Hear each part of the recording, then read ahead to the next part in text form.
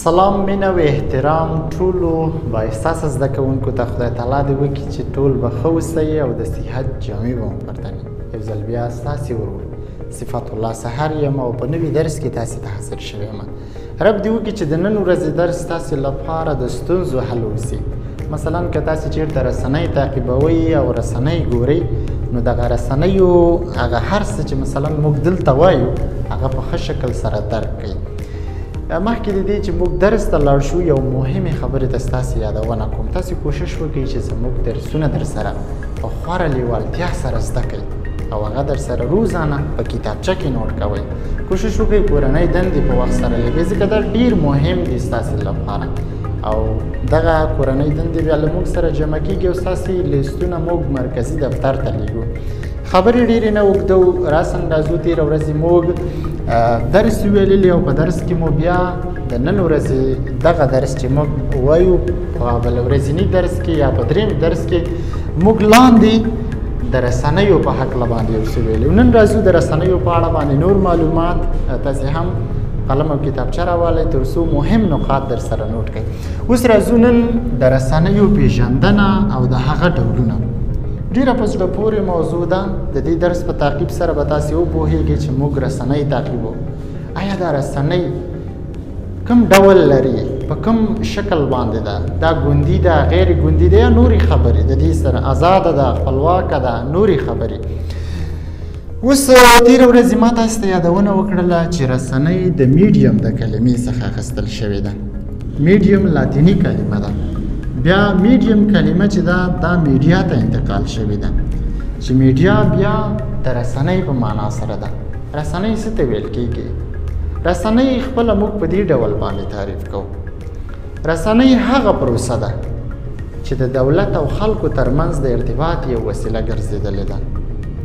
یا په بل عبارت باندې رسنۍ هغه وسیله ده چې د نړۍ د ګوټ ګوټ څخه معلومات او اطلاعات راخلي، په ژورنالستیکي قالبونو کې ترتیب او تنظیم څخه وروسته ټولنې ته یې وړاندې کوي. عبارت د رسنیو څخه دی. دا خو د رسنیو په هکله باندې انشاءالله تاسې پوه شوئ. اوس راځو دغه رسنۍ کوم ډولونه لري. دغه رسنۍ دي مثلا موږ تاسې په افغانستان کې مختلفې چینلې ګورو، تلویزیوني چینلې دي، د دې تر څنګ راډیوګانې دي. آیا دا راډیوګانې او دا تلویزیونونه چې موږ یې تعقیبوو آیا د دې ارزښت څه شی دی؟ مثلا دا څومره ډولونه لري؟ اول په لومړي سر کې موږ رسنۍ په دوه برخو باندې ویشو. په لومړي سر کې موږ رسنۍ په دوه برخو باندې ویشو چې هغه اول شی دی ټولیزې رسنۍ دی. ټولیزې رسنۍ ده. بیا چې دی ټولنیزې رسنۍ دي. په دغه دوه برخو باندې چې دی موږ او تاسې په لومړي سر کې رسنۍ ویشو. ګورئ تاسې ته ما په لومړي سر کې ویللی چې رسنۍ په خپله په لومړي سر کې په عمومي ډول باندې په دوه ډوله دي چې هغه اول ټولیزې رسنۍ دي. دغه ټولیزې رسنۍ دغه ټولیزې رسنۍ څه ته ویل کېږي؟ لومړی پېژنو بیا یې ډولونو ته راځو. ګورئ تاسې ته ما په لومړي سر کې یادونه وکړله چې موږ لومړي سر کې رسنۍ په دوه ډوله باندې دي چې هغه اول څه دی ټولیزې رسنۍ دي. دا ګوره ټولیزې رسنۍ. ټولیزې رسنۍ لومړی پېژنو. ټولیزې رسنۍ هغه رسنۍ دی چې تر ډېره معلومات یې یو اړخ نه وي، یوازې د یو اړخ نه معلومات وړاندې کېږي، دې ته فیډبیک نه ورکول کېږي. لکه مثال له خبرې راډیو ده. په ډولونو کې موږ وایو. راځو اول څه دی راډیو ده. دغه راډیو تاسې به ډېر وخت له راډیو څخه خپرونې اورئ، خو کله چې تاسې دغه خپرونې هم مهال اورئ تاسې خو کله داسې نه دي کړي چې تاسې ډایرکټي هغه د راډیو خبریال ته ووایئ چې مثلا دا خپرونه باید 2 ساعته خپرونه ده دا 1 ساعت کوي، یا مثلا 1 ساعت خپرونه ده دا 2 ساعته کوي، یا مثلا تاسې ورته ووایئ چې پلانکي خپرونه دا خپرونه زما نه خوښېږي دا بنده کړه. نو هېڅ کلیم داسې نه کېږي. ولې؟ نشرات د یوې خوا نه دي. یوې خوا نه نشرات کېږي ځکه ورته ټولیزې رسنۍ وایي. بیا انشاءالله د ده په ځانګړتیاو باندې وروسته خبرې کوو چې د دې او د ده ترمنځ بیا ډېر فرقونه دي. هغه به یې وروسته وایو. خو لومړی څه دی راډیو ده. راډیو تېره ورځې ما تاسې ته ویللی چې هغه رسنۍ ده چې د غږ په واسطه باندې خلکو ته نشرات کوي یا خلکو ته پیغام انتقالوي. عبارت د راډیو څخه ده چې د غږ په واسطه باندې نورو ته پیغام انتقالوي. عبارت د راډیو څخه ده، خو بیا راډیو کې مختلفې خپرونې دي. د دغه خپرونو په نظر کې نیولو سره او د ژورنالیستیکي قالبونو په ترتیب سره دغه خپرونې تنظیمیږي او بیا ټولنې ته وړاندې کېږي. دویم دی کې چې دی هغه تلویزیون دی. دا تلویزیون دی. تلویزیون بیا هغه رسنۍ ده چې د غږ تر څنګ انځور هم یا ویډیو یا متحرک انځورونه هم ټولنې ته په ښه شکل سره رسولی شي چې د یو پیغام په اړه ورته معلومات ورکوي. مثلا یو ځای کې یوه پیښه کېږي، یو ځای کې یوه جرګه ده، یو ځای کې یو کنفرانس دی، یو ځای کې مثلا یو بل څه دي، یا د پخلي خپرونه ده، یا مثلا مختلفې نورې خپرونې دي، دیني خپرونې دي. نو کله چې تاسې له تلویزیون څخه ګورئ نو دلته د غږ تر څنګ انځور هم شتون لري چې د دې له وجې تلویزیون هیڅکله موږ بیا داسې نشو کولی چې مثلا هممهاله خپرونه په تلویزیون کې روانه ده او زه ورته ویم چې د خپرونې دغه برخه زما نه خوښېږي، دا ترې نه لرې کړه. یا مثلا داسې دی ما تاسې ته ویلي چې د دې ډېری معلومات یو اړخ نه چې تعقیبونکي کولی شي چې د یو اړخ نه هماغه تلویزیون ته کښېني او خپرونه تر اخره پورې وګوري. نو دا ټولیزې رسنۍ دي. بل شی دی ورځپاڼه ده. ورځپاڼه هم لکه څنګه چې تلویزیون او راډیو ده، یو ځل چې چاپ شوله بیا که د چا هره برخه نه خوښېږي یا خوښېږي، که ته ورته وایې چې زما مثلا دغه پلانکۍ مفهوم ډېر خوښېږي او دا پلانکۍ برخه ډېره خوندوره ده، باید ټوله ورځپاڼه کې دا د ډېر راوړل شي، خو امکان نه لري ځکه دا د یو خوا نه چاپ شوي ده او هماغسې تا ته رارسېدلې، بیا په دې کې ایډیټ نه کېږي. نو له یو خوا نه نشرات چې کوي دا عبارت د ټولیزې رسنیو څخه ده. اوس راځو ټولنیزو رسنیو ته، ټولنیزو یا سوشل میډیا چې موږ ورته تاسې وایو. سوشل میډیا چې ورته موږ او تاسې وایو دا بیا هغه رسنۍ دي چې د هغوی په واسطه باندې موږ ټولنې ته هم پیغامونه انتقالولی شو، خو شرط پکې انټرنیټ دی چې د انټرنیټ په واسطه باندې کار کوي. عبارت د رسنیو یا ټولنیزو رسنیو څخه دی چې بیا دې کې موږ او تاسې اسانه او ډېره کارېدونکې منبع هغه فیسبوک دی. مختلفې رسنۍ دي، تاسې وګورئ هغوی چې دی خپلې پاڼې لري، د دې تر څنګ خپل فیسبوک پیجونه لري، د هغوی په واسطه باندې مالي سپانسر دی هم ترلاسه کوي او لا مخته روانې چې تر څو کار وکړي. د دې تر څنګ یوټیوب دی، د یوټیوب په واسطه باندې هم مختلف خبرونه، د دې تر څنګ نور څه عین زده کړیزې برخې هم د یوټیوب په واسطه باندې مخته سي. ټولنیزې رسنۍ باید زه په لومړي سر کې یادونه وکړم چې دا بیا هغه رسنۍ دي چې تر ډېره پورې لیدونکي هممهاله کولی شي چې د ویډیو خپرونکي یا مثلا د خپرونې وړاندې کوونکي ته خپل معلومات کمنټ کړي یا ورسره شریک کړي. د مثال په توګه تاسې فیسبوک کې یو پوسټ کوئ، فیسبوک کې پوسټ تاسې وکړه نو هممهاله کمنټونه کېږي، لایک ورته کېږي، تاسې فیډبیک اخلئ چې دا زما موضوع خلکو خوښه ده او که نه ده خوښه. د دې تر څنګ یوټیوب دی، یوټیوب کې هم همداسې کېږي. تر ډېره پورې مختلفې رسنۍ مختلفې خپرونې لري. دا چې د یوټیوب خپرېږي نو دلته بیا موږ او تاسې کولی شو چې د کمنټ په شکل یا د لایک په شکل باندې ته پیغام ولیږو چې ستاسې خپرونه یا خوندوره ده یا مثلا ډېره جالبه نه ده. د دې تر څنګ ګوګل دی، ګوګل بیا د معلوماتو تر ټولو یو په زړه پورې ساحه ده.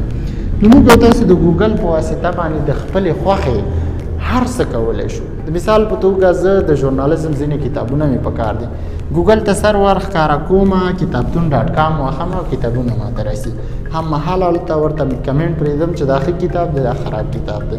د دې تر څنګ نور ډېر معلومات موږ ترلاسه کولی شو. انسټاګرام دی، انسټاګرام کې مختلف مشهور خلکو خپل اکاونټونه جوړ کړي. نو زه کولی شم چې د خپلو خوښې یو لوبغاړي یا هنرمند یا سینمایي ستوري ته یو کمنټ پرېږدم، لایک ورکړم، هغه چې دی تشویق کړم، هغې ته مثلا خپل منفي کوم کار یې خراب کړی هغه معلومات ورکړم چې دا کار باید داسې ونه شي. یا مثلا واتساپ دی، دا تاسې چې هممهاله موږ ګورئ، هممهاله تاسې چې دی ریاکشن موږ ته ښیوئ، زموږ د ویډیو ته یو لایک غوندې ورکوئ، نو موږ ته پته لګېږي چې زموږ زده کړیالان څومره فعاله دي. یا تاسې موږ ته کورنۍ دندې بیرته لیږئ، په واتساپ کې کورنۍ دندې موږ ته لیږئ، موږ ته بیرته هممهاله میسج راکوئ. هممهاله موږ ته وایي چې استاد محترم زه پوښتنه لرم دې ځای کې تاسې پوښتنه له موږ کوئ، نو دا هم د ټولنیزو رسنیو څخه دی. اوس راځو لنډ په دې یو څو خبرو باندې په دې ټولیزو او ټولنیزو رسنیو باندې غږیږو. لومړی راځو ټولیزې رسنیو ته. ټولیزې رسنۍ بیا تر ډېره پورې معلومات او مطالب چې دی هغه ډېر په حقایقو باندې ولاړ دي. تر ډېره پورې که معلومات یوه خپرونه وړاندې کېږي دا په حقایقو باندې ولاړ دی.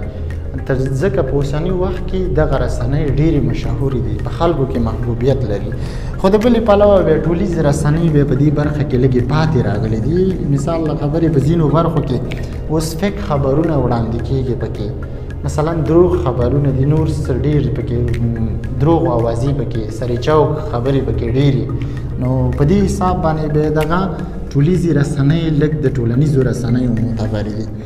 بل د محتوا په حساب هم فرق لري. د مثال په خبره دي ته بیله پالیسي جوړیږي، دې ته بیله پالیسي جوړیږي. د مثلا راډیو کې ته خپرونه وړاندې کړې ده، د فیسبوک کې که ته خپرونه لري یا یو ویډیو خپره دې سره فرق لري. که تلویزیون کې ته خپرونه خپرې، په یوټیوب کې یو چینل کې ته ویډیو خپرې، دا هم فرق لري.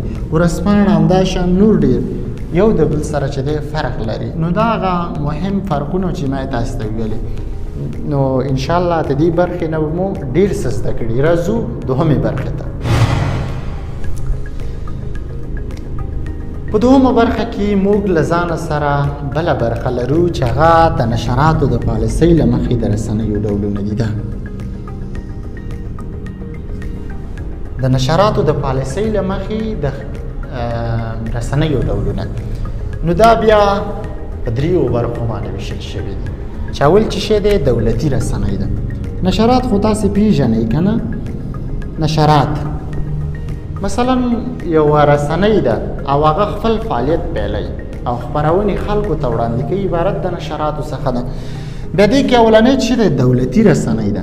دولتي رسنۍ هغه رسنۍ ده چې تر ډېره مالي سپانسرډ دولت یې خپله د دولت لخوا رامنځته شوي وي، لکه په افغانستان کې ملي تلویزیون، ملي راډیو. نو دا بیا هغه څه دي چې د دولت لخوا نه سپانسرډ کېږي او دولت دې ته بودیجه ورکوي تر څو خپرونې مخته بوځي، او تر ډېره پورې مطالب هم د دولت پورې اړوند دي. تر ډېره دولتي خبرونه پکې وړاندې کېږي. دویم شی دی خپلواکې رسنۍ دي.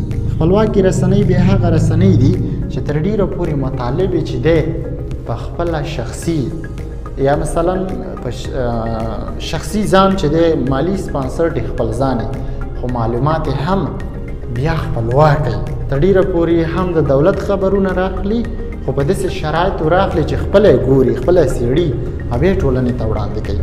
تر ډېره پورې نورې برخې د دې رسنیو تر ډېره مالي سپانسرډ چې کوم دی په اعلاناتو باندې ولاړ دي. مختلف اعلانونه ورته راځي د مختلفو شبکو نه او دی هغه اعلانونه خپروي، نو دا بیا په هماغې باندې سپانسرډ کېږي او خپلې خپرونې په همدې وجه باندې مخته کوځي. دا بیا په افغانستان کې محدودې دي، ډېرې کمې دي. اوس وخت کې خو بیخي محدودې دي، یعنې ګوتو په شمار وی.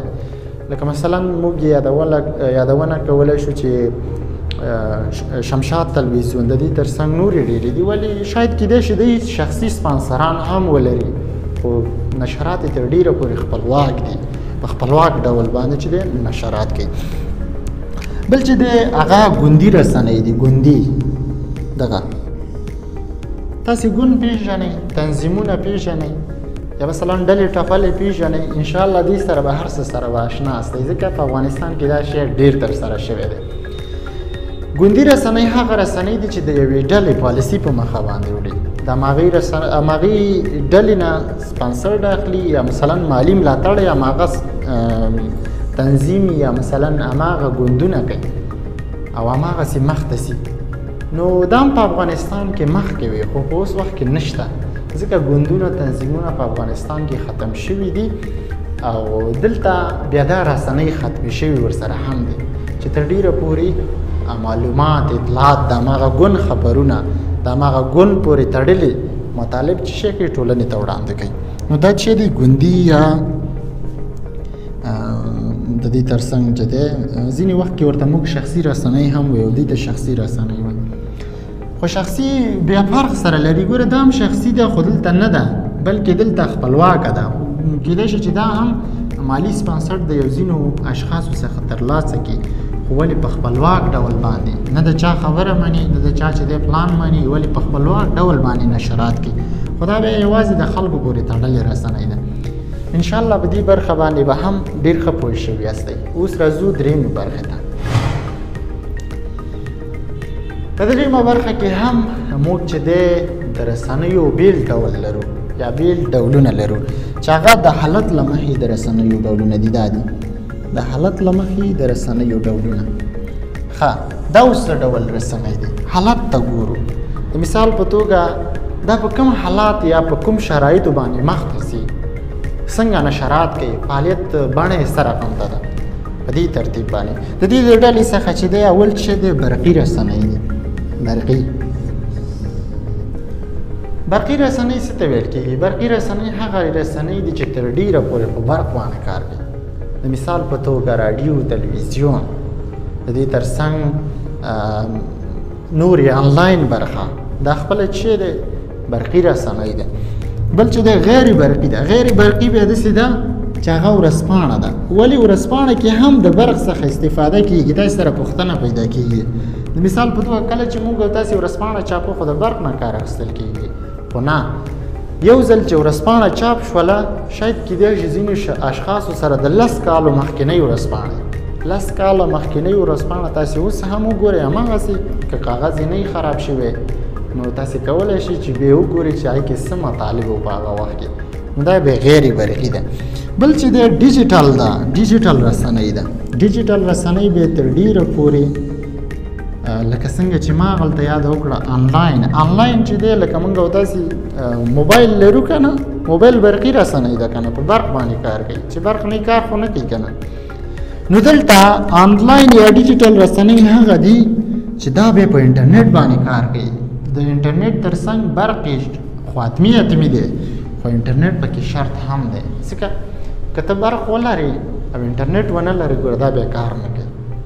نو انشاءالله د نن ورځې درس به مو یو څه ترېنه زده کړي وي. په ورځني ژوند کې که چېرته تاسې ستونزه ولرئ نو ضرور لومړی له ما څخه په ګروپ کې پوښتنه کوئ. استاد محترم پوښتنه را سره پیدا شوه، که د دې حل وي زه بیا درته ځواب کوم. او که د دې تر څنګ مثلا تاسې رسنۍ څومره تعقیبوئ، د دې نن درس نه وروسته تاسو ته به پته لګېدلې چې زموږ او ستاسې په افغانستان کې څه ډول رسنۍ ده. خوشحاله اوسئ. د یو آباد او سوکاله افغانستان په هیله. ښه وخت.